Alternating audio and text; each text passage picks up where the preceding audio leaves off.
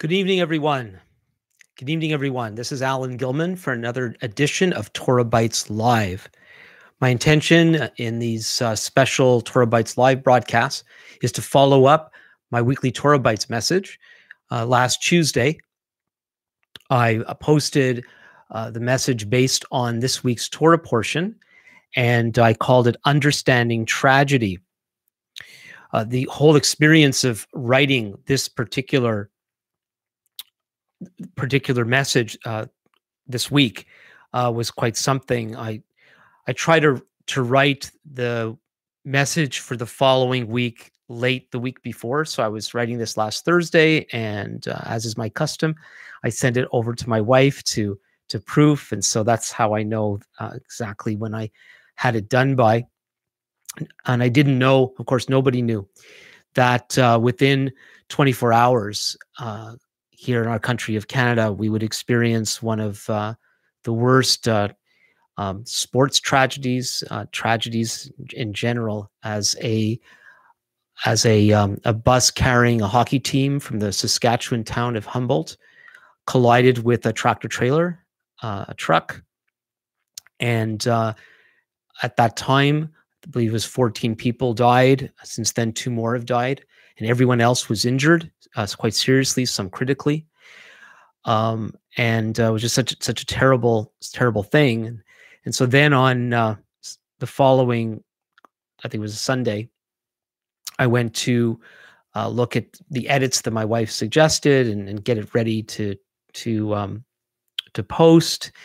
And I realized that I was talking on this subject, and this horrible tragedy happened. And so I struggled a little bit about the appropriateness of addressing such a difficult topic, and decided to go ahead with it, and do that the best way I thought I could. There's really no way to properly talk about the subject of tragedy, especially in light of the things that people go through. And so if you're watching this,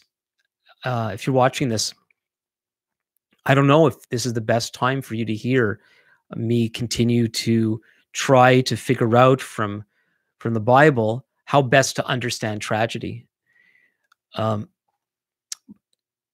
This might be, whatever you're going through, this might be too fresh, or maybe this is exactly what you need to hear. So I'm going to try my best, understanding that it's a very difficult and painful topic, especially in that you might be going through something right now,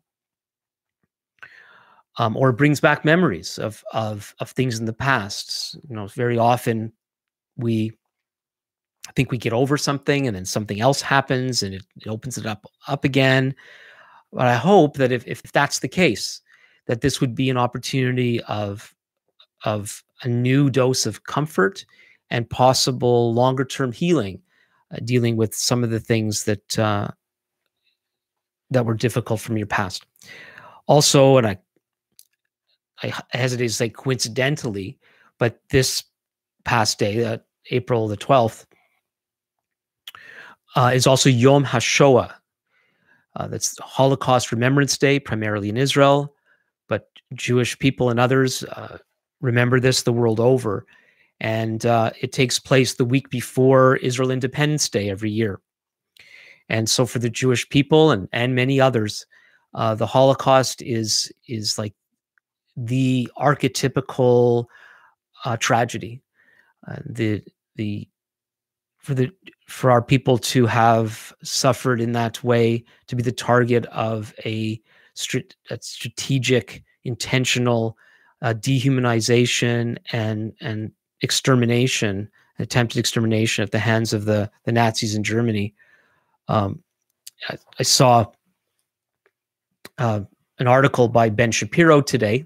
I posted it on my Facebook page, of a survey that was done that was released this past week, that showed that almost about 40% of Americans couldn't name a single concentration camp, couldn't even name Auschwitz. And one of the things that we say when we think about the Holocaust is never again.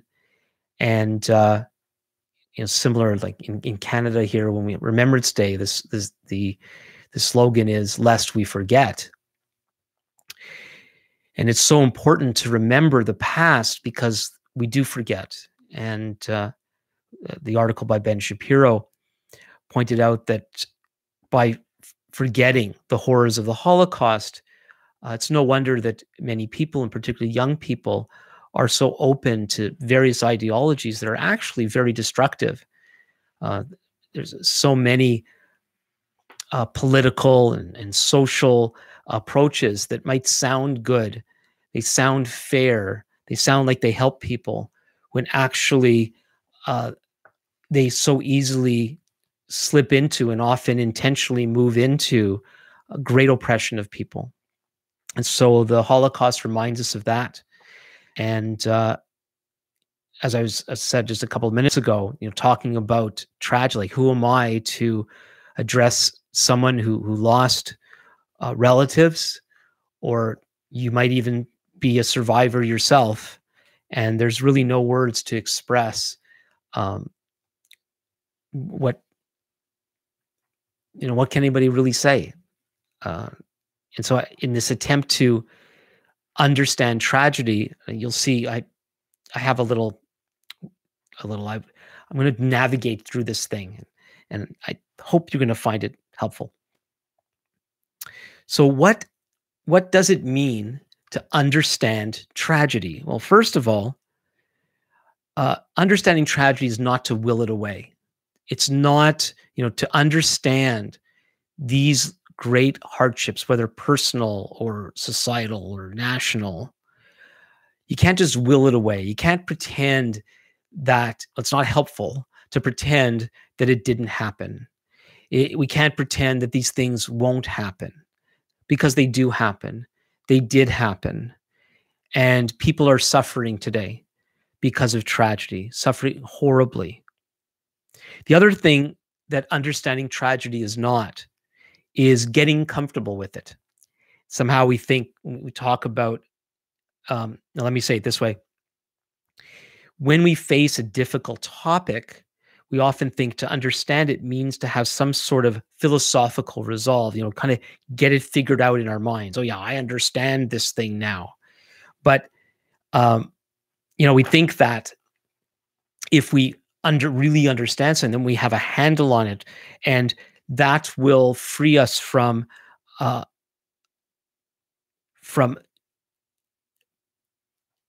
we think that's going to actually free us from it. But what real understanding might do is free us from the unnecessary additional distress that we might be experiencing. See, to understand is more than just an intellectual awareness, this thing, figuring it out. There's another kind of understanding that isn't solely intellectual. It's the kind of understanding you need to learn how to drive a car, for example.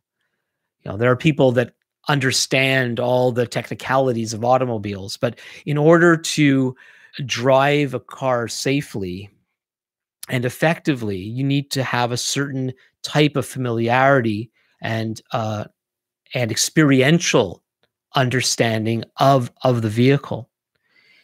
And understanding tragedy is a lot more like that, in that what we need in facing tragedy, in dealing with it, whether it's fresh or whether it is something that happened a long time ago, what we need to do is we need to learn to navigate it like a car through a confused through confusing streets. You don't want to just stop and go to the side of the road and pout or curse the day, or curse the car, or curse the street. You could do all those things. We could vent our anger, and often it's important to express our anger, but at some point you need to get back in the car and you need to find your way through, find your way out. And in this complicated world in which we live, in this painful world in which we live, we need to find our way through it. And one of the reasons why I do TorahBytes and my other Bible teaching is because I believe that God has provided through his written word that the information we need with his help of navigating life and even navigating the harshest aspects of life. So to understand is to be able to face tragedy in such a way so that we can actually be a help to others and ourselves as much as possible. We can't control the universe. We can't control our lives, but we can learn how to respond and react. Well, maybe not react so much, because sometimes we react um, without thinking, and especially when things go really, really wrong. But we can't respond. Maybe not some things not in the moment. They're too overwhelming. But at some point, we need to learn how to move on, and to move on is something uh, our own people, the Jewish people, are good at. We understand moving on doesn't mean to forget. Sometimes we have some wrong notions of what forgetting means, and the Bible talks about God forgets our sins, but that really means that he doesn't hold them against it. It doesn't mean that he has spiritual amnesia. He doesn't forget that way. It's a willful forgetting. But God calls our people over and over again to remember, to remember, to remember. And it's important to remember, to commemorate um, tragic events. It's important to do that. It's important, in one sense, to stay connected to them, but we shouldn't be controlled by them. And I believe God's word gives us what we need to help us to move on in this sense, the best way possible. Okay, I want to look at why tragedy is so upsetting. It's obvious to us that it is, but why is that? What is really going on? Well, first of all, when tragedy happens, whether large scale or personal, it destroys our world. Everything that we understand about life, about how life is, everything we depend on, uh, at that moment completely falls apart. It disorients us. And I don't mean to make this sound cold or just too psychological. It's just the way it is. Um, we live our lives with normal coping mechanisms, and that's a good thing. We face the day, we face all sorts of challenges, and as we mature, hopefully, we learn how to deal with all the little and sometimes larger problems, challenges, difficulties, disappointments that we face. But when a real tragedy strikes, losing a loved one, for example, especially unexpectedly, um, or not. My mother-in-law passed away about a week ago, and we were expecting it for a long time. Now it's not the same as what happened to the hockey team in Saskatchewan. That was completely unexpected, but there's still something about the loss that sends us to this place where we really don't know what to do. Even though my mother-in-law was so unwell for so long, she was still there. And when you lose a beloved loved one, even when they're so advanced in years, they lived a rich life. Once they're gone, they're gone. And especially losing an elderly relative, however close, or an old friend. And I'm 60, and already some of my childhood, high school friends have passed away. And some of these people I haven't seen in years and years, and maybe I see on Facebook or something that they died. And the thought that even though I hadn't seen them such a long time, I'll never see them. I'll never see them again. They won't be there. Uh, and so once that loss occurs, it changes our entire world.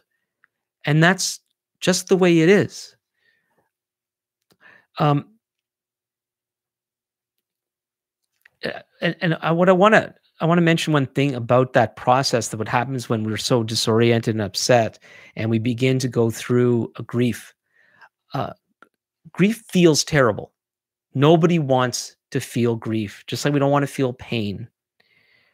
But grief as an emotion is actually a really good thing for a couple of reasons. It is the emotional mechanism through which somehow we process loss. And to avoid it, it's not really going to go away. People talk about stuffing emotions, and that's what happens with something like grief. When we're scared of it, we don't understand it, and so we reject it. And it's too bad, because in many cultures, even today, more so in older times, uh, cultures, various people groups would have very set ways to help people grieve. I don't know if this still happens in the world, but I think it probably does. There are professional mourners that will come to funerals and other occasions around the death of a loved one, and they will weep, wail, and cry. And to some of us moderns, it sounds silly, but actually that could be very, very healthy, because of that whole disorientation. Like when we lose someone, it's as if we've lost a part of our heart, and in order to find comfort and restoration, we need to allow ourselves to express that. And hopefully we could express it in ways that don't make matters worse, but in the long run will make it better. Another thing about grief being a good thing, even though it's so painful, is that when we experience grief, it actually exposes the precious nature of whatever our relationship was to whomever we have lost. And there are people in the world that really don't have friends. They don't have much of family. There are people that don't really know good people. And then there's other people that have been enriched by family and friends. Um, One of my wife's best friends years ago died in her early 60s, and we went to her memorial service, and the place was completely packed out. Her husband, understandably, was devastated. And it might sound, I don't know how it's going to sound. Let's say it anyway. This woman had touched so many lives. Her departure caused a huge hole in the hearts of all these people. And not everybody does that. Now, of course, for some, maybe there's someone precious in your life, and maybe they haven't touched hundreds and thousands. They just touched you. Well, for you to lose that person, that is devastating. And it just is. And it's like when someone has a heartbreak in some relationship, it exposes that their heart really did become connected to that person. And so there's that, somebody has their heart's broken because of a relationship that's fallen apart, and they make the statement, I will never love again, because decided that the pain they're experiencing is so bad that they would rather not be vulnerable again. But that's not living. To live well, we need to be ready to feel terrible pain at times. And it's a wonderful thing to have a precious husband, wife, mother, father, son, daughter, and other relatives and friends. But that does open us up to the great pain of loss. So also, one of the things that tragedy does is it exposes what's really going on in us. And so in a sense, tragedy will reveal reality. So similar to what I was just talking about, and how we're often devastated because of the loss of someone, it's because of the precious nature of that relationship, or the great dependency, which ties into this a little bit. So years ago, I came into touch with It was a pastor actually of a fellowship we were going to in the Vancouver area, and I'd known this person briefly, but our relationship was very precious to me, and probably I was relying on him more than I should have. And he announced some months after we came into relationship that he was leaving for another city, and I was devastated. I remember at that time I think I was still in training at a business college, and I would go off to the bus stop, and almost out of the nowhere, I would start weeping, and it confused me because I didn't think that my heart had gone to that person to that level, but maybe it wasn't that. I'm not going to get into all the issues of my own family background and possibly some of the things that his departure was touching deep inside me about other areas of unresolved grief and loss and that sort of thing. But so when a devastating thing happens in our lives, it will expose areas of our hearts that maybe we didn't know about or that we had locked away for a long time. And it can be extreme. I found my occasional weeping that time pretty extreme. Um, and maybe you've experienced something like that. And often what we do is when it gets so extreme, we get even more focused on the loss and not want to accept that maybe there is something else going on in us, but the grief does expose that. And so while it's unpleasant, if we relate to it well, and we can take the opportunity of a tragedy to deal with some very serious needs in our own lives. Now, sometimes when tragedy strikes, we don't react at all. We become numb. I've experienced minor shock in my life a couple times. I was working at a software the IT firm, and I knew that there was layoffs coming and coming that day. And I was in the middle of a very intense project. I was working in quality assurance at the time, and I was testing a system. And somehow I was in this other room in the building that we were working in, and nobody told me that there was a company-wide meeting called. It was a pretty small company, a meeting called, and I was just busy doing my thing, trying to meet my deadline. And then one of my coworkers came in and asked me where I was, and I didn't know about the meeting.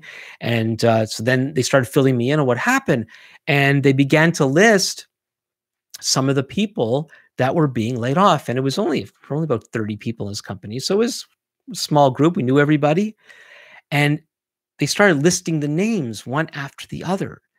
And I realized I was losing friends.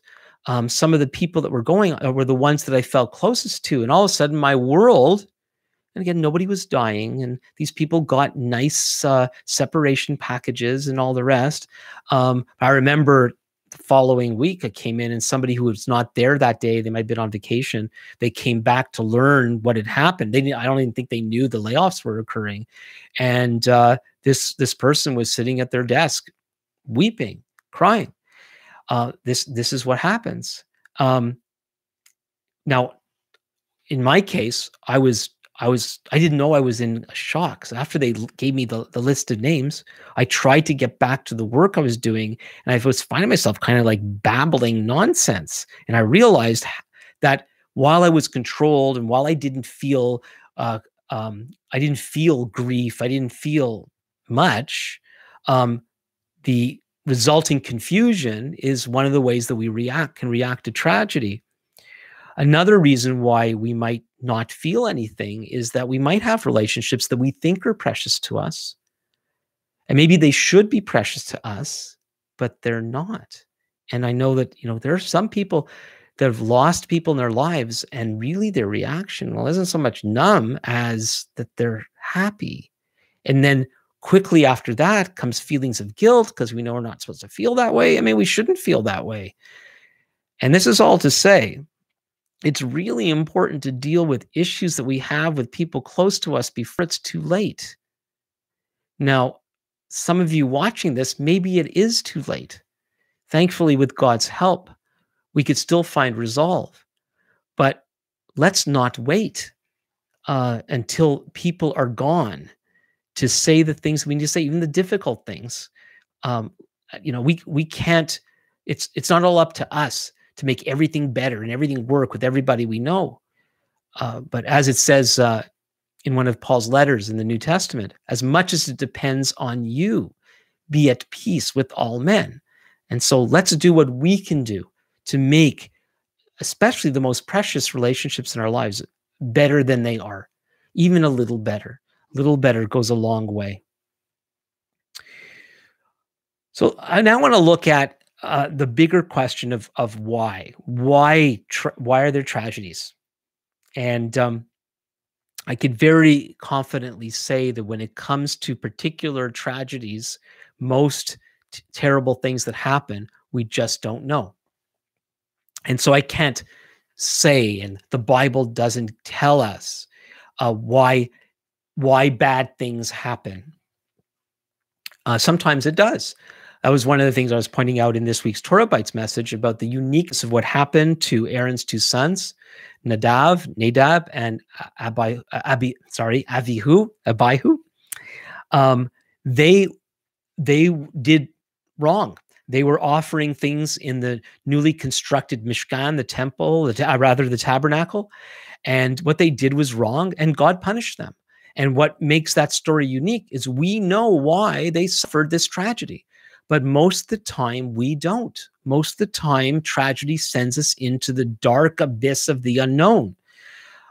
So to answer why is, we can't answer why to most tragedies. But there's another why that I think that we can address, and that is, why do we have to live in a world that is so terrible?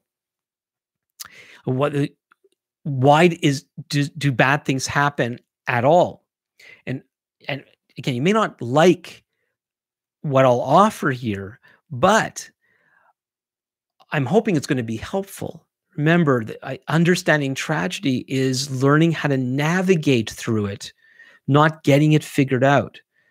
So the first thing that we need to reckon with that is not popular today, and it's one of there's like major denial on the hearts and minds of people, and that is evil is a real thing. Evil exists. Bad exists. There is a difference between the good of life and the evil in life. The root of evil is rooted in what the Bible calls Satan, the devil. And for a lot of people, I know that sounds so not ancient, but I can't think of the term, and I don't have it in my notes. But evil's real. Evil's at work in the world. Evil is out to get you. Evil is out to get your children. It is real.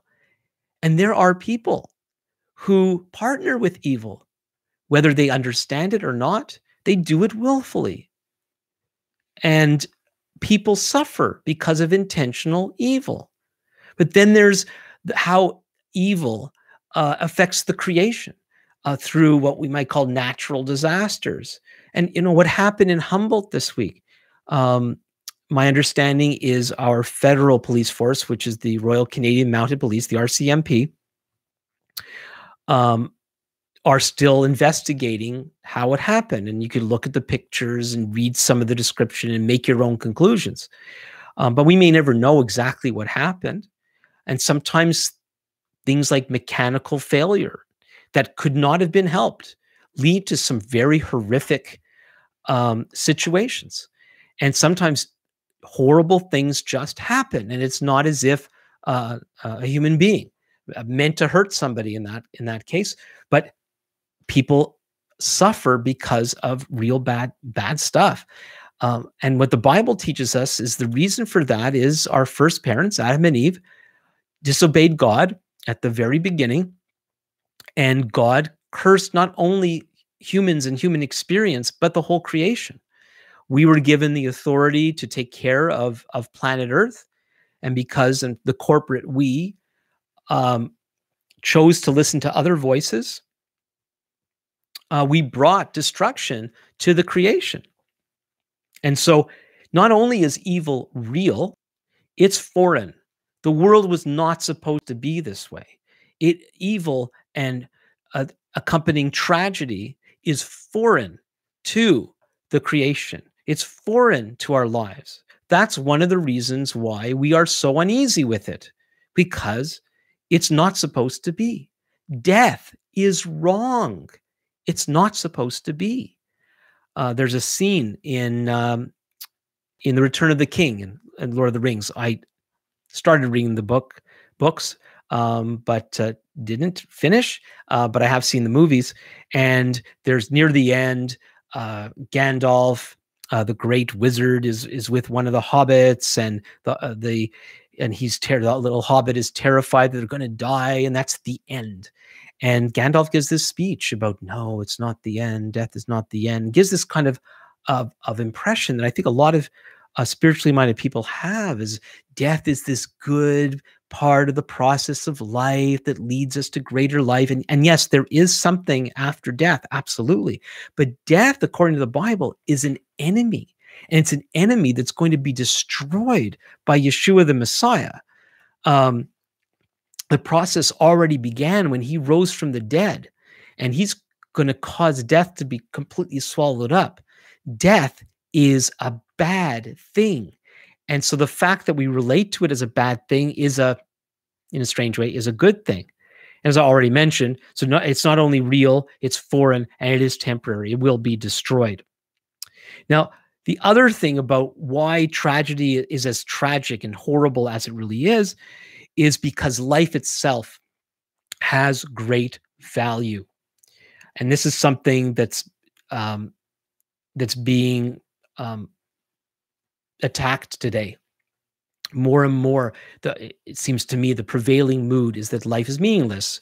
If you don't believe that God created the world on purpose and for a purpose, and you believe that everything just came into being by itself, and whatever was naturally developed into everything else that has ever been and will ever be, and so all we really are molecules banging up against each other randomly, and any supposed meaning is an illusion. It just looks like there's meaning, but it's fake. So actually life has no meaning at all. Then what value does life have, except maybe a selfish one?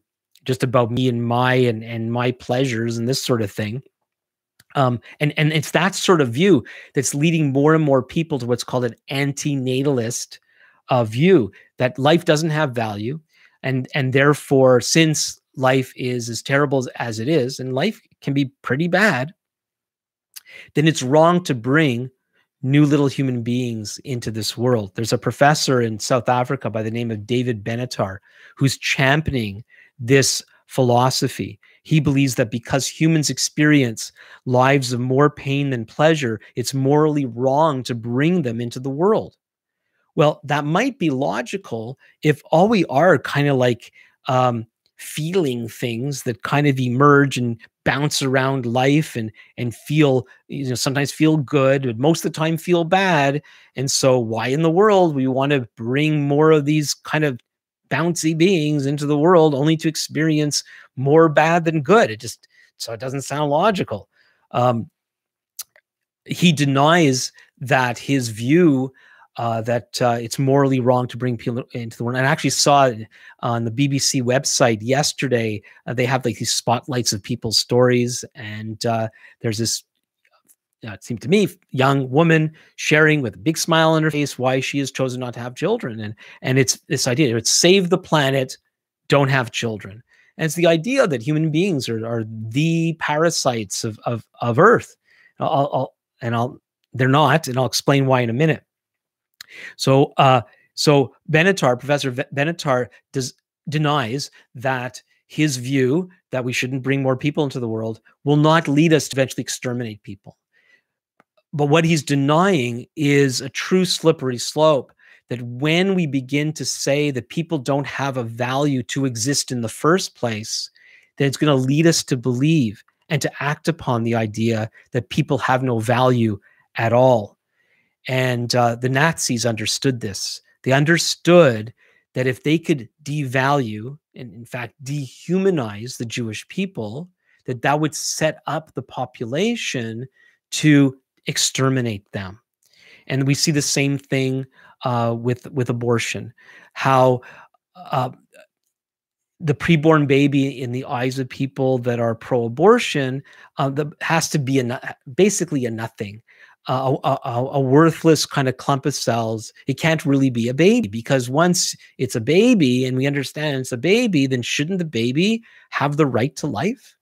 Um, we wouldn't want to kill a little baby, helpless little baby in their mother's womb, would we? Unless it's not really human, it's not really a baby, this sort of thing. And so no wonder preborn babies are slaughtered by the millions around the world, about 150,000 in Canada alone. And I think it's 10 times that amount in the United States. Whether I get the statistics right or not, it's not the point. One is too many. And it's, whether pro-abortion people really believe it or not, they have to continue the lie of the lack of value or the no value of the preborn child. And I believe that it's a very short distance from devaluing the preborn to devaluing everybody else. And I think there's a form of self-hatred happening among human beings where we've so devalued who we are. It's like we despise ourselves that we don't want to bring more of us into the world. But the fact is, while human beings do cause great damage in life, we are God's appointed solutions to the problems of planet Earth. So while we might be the problem, we're also the solution. One of the interesting things about this whole devaluing of human life is what happens to people when they do suffer loss, because people will spout philosophy about life. They'll say there's no meaning in life. They'll say that the world came about all by itself. This idea of being made in God's image is nonsense. And then they lose somebody precious. And they get hit so strong about the value. Like, is it just selfishness? Or is it deep down in their hearts, they know that something truly objectively precious has been lost? The loss of those hockey players and some of the others on board the bus last week. It's not tragic because somebody lost a brother. In one case, their trainer was a woman, and she died of her injuries just yesterday.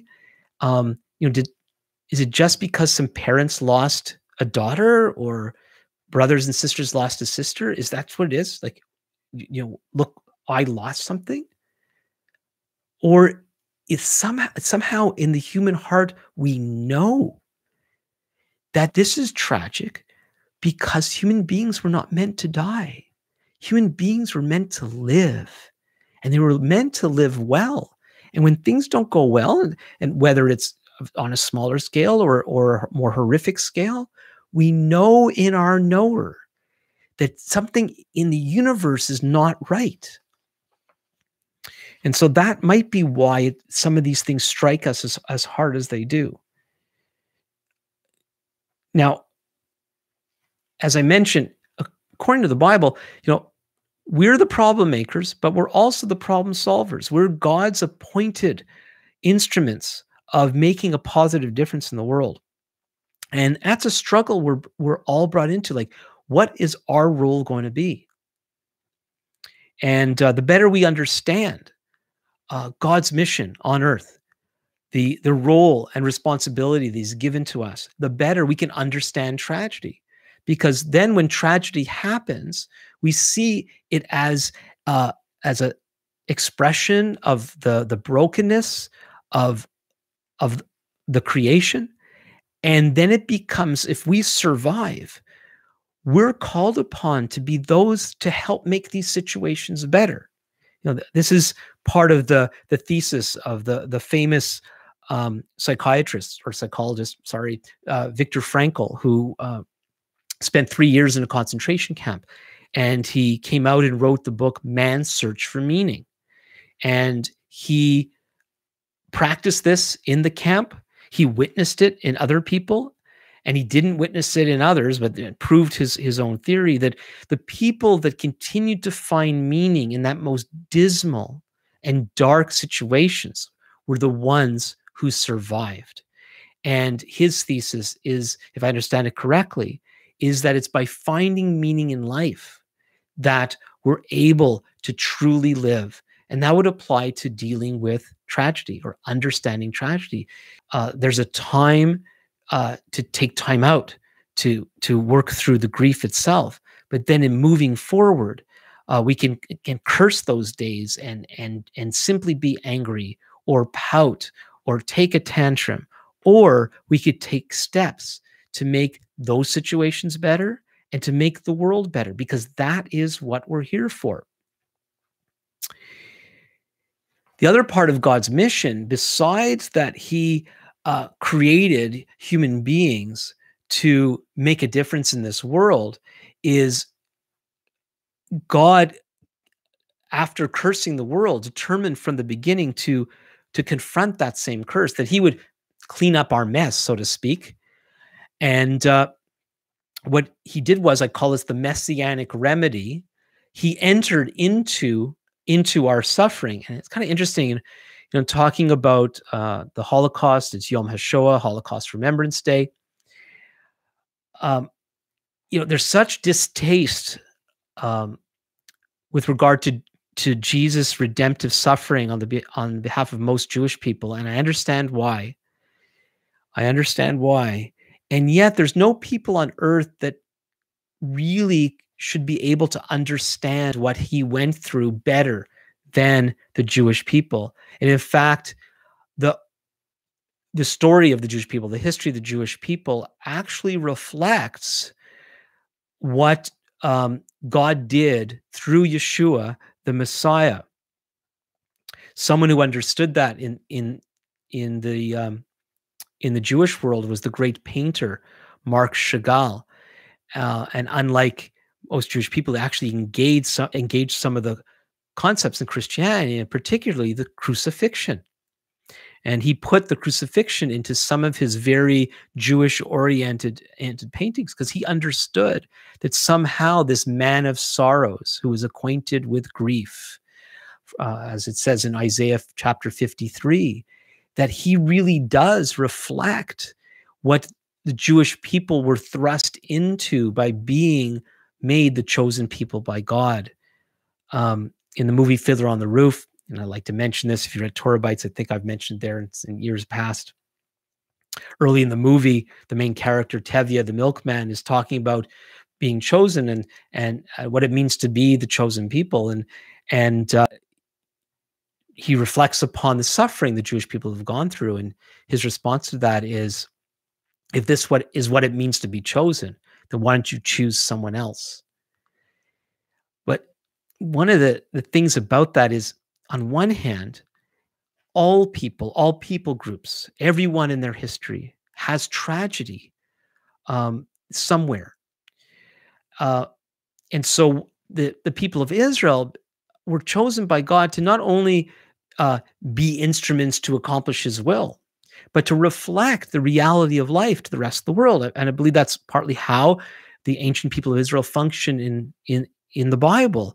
We look at what they went through as a national group, as individuals. We look at Joseph and Jacob and David and others, Jeremiah. We see people whose hearts were stretched and torn and pulled, whose lives were under threat because they were stepping out to do the God thing, the right thing, the righteous thing. And people who seek to serve God are thrust into the tension of trying to make the world a better place, to do the right and good thing, and yet they end up suffering as a result. And so the Jewish people throughout our history, whether it was in the Bible or forward, and as we look at the Holocaust, to having to go through the fire of all that's wrong with the world. And so the Jewish people often experience being the scapegoat for the problems of others, and yet anyone who seeks to do what is good and right will experience the wrath of of of harshness in life as we go against the grain of where the world normally goes, and it hurts. It can hurt really, really bad. And I know sometimes the parents of the hockey players, like there's some parents who were driving not too far from the bus, because the bus was on its way to a game, and to arrive at the horrific disaster scene, it looked like a missile had hit the vehicles.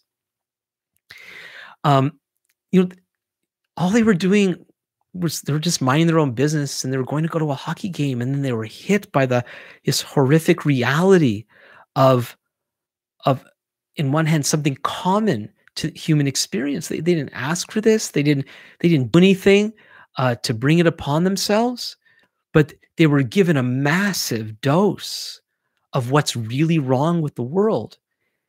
But in order to do something about it, to make a difference in that mess, is to understand that we need to enter into those harsh situations and be a redemptive force in people's lives. And that's really what the Jewish people have been doing. And in a greater way, that's what Yeshua accomplished for us by dying for our sins and rising from the dead. We're almost done. I've gone longer than I normally plan, but I think this topic is way too important to rush through it, and I feel I need to cover all these points. When we talk about understanding tragedy and how to navigate these horrific events, and especially things like the Holocaust or what happened last week in Saskatchewan, a lot of people would want me to talk about the afterlife and the idea that we need to bring the concept of heaven in order to cope with tragedy. Now, to be honest, I'm not sure how comforting ourselves with thoughts of loved ones being in a better place truly helps us to navigate loss. It might make us feel better, but first of all, I don't like saying this, but not everyone goes to heaven. Now, I know a lot of people think they know who's who, but I don't think that's our business. I can be confident because of my relationship with God through Yeshua the Messiah, that my eternal destiny is secure. And I can help others come into that same confidence based on what the Bible says. But to know on behalf of someone else, that's another story. I know many people give great evidences. And of course, we treat people according to how they express themselves and how they live. But that's something that's in God's hands. We don't really know how it all works and who's, and what happens on the other side. And besides that, I don't know if that's the best way to deal with grief. Because the fact is, wherever my friends have gone, they're not here. My brothers and I had difficult relationships with my parents, but I still miss them. There's things that as you might know, we have 10 children, and a lot of people are happy about that.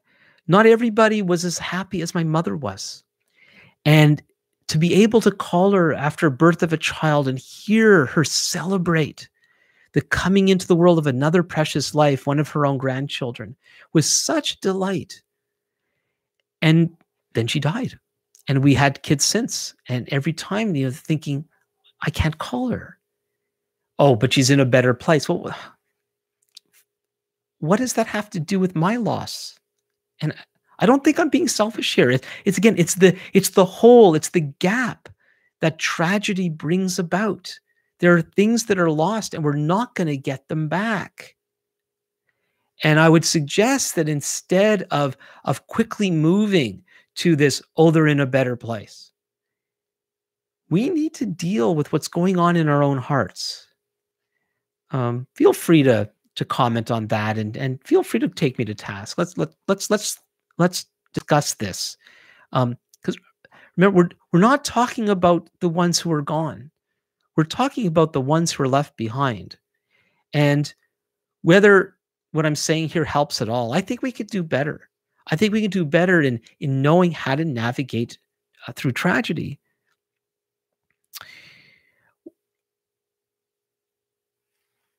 What this comes down to is one of the things that tragedy brings, and I mentioned this already.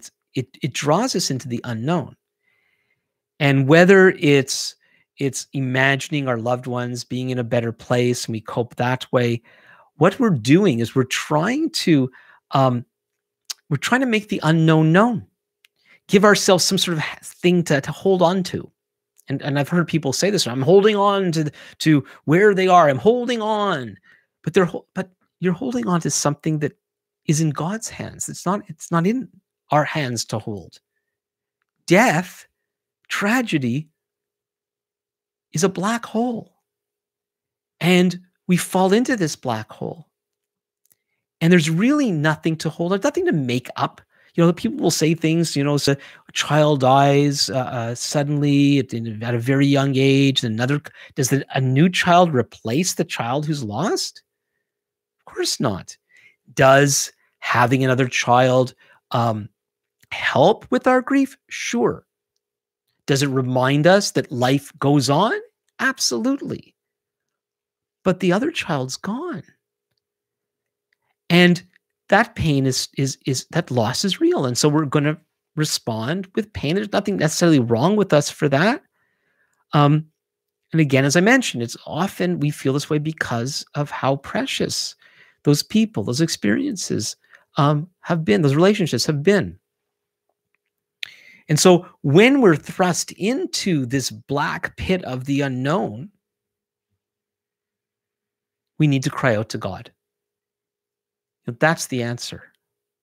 If we were all alone, if life was just made up of stuff, well, first off, it's just made up of stuff, why does it matter? But it does.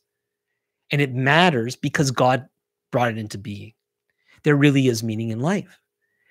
And when we're confronted by tragedy, that meaning is greatly challenged. But it doesn't mean it's not there. It just means that we can't see it. How can we see it again? We don't see it again through nice little sayings and our imaginations.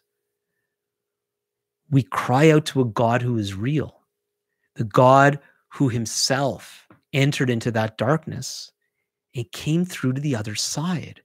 And somehow, not with some intellectual, philosophical answer, he is able to impart to us a comfort that, as the Bible says, it's a peace beyond understanding. And that's what we need.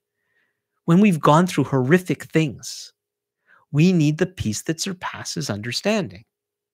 And it's available. It's a real thing. God might be invisible. We may not be able to feel him. But if we call out to him, he will respond. Maybe not right away. Maybe he will. One of the things that we see in the scriptures when people have struggled with various things, they didn't just say some little glib prayer and in the name of faith try to just forget about the whole thing. Jacob wrestled with God.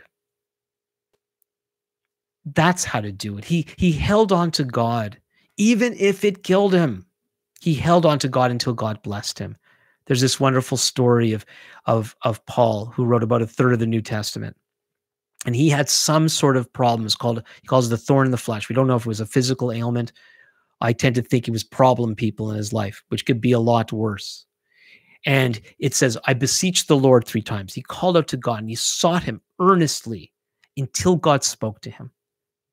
And that's the passage where God says to him, my grace is sufficient for you. My strength is proven through weakness. Too many people just parrot those words to people, other people who are suffering.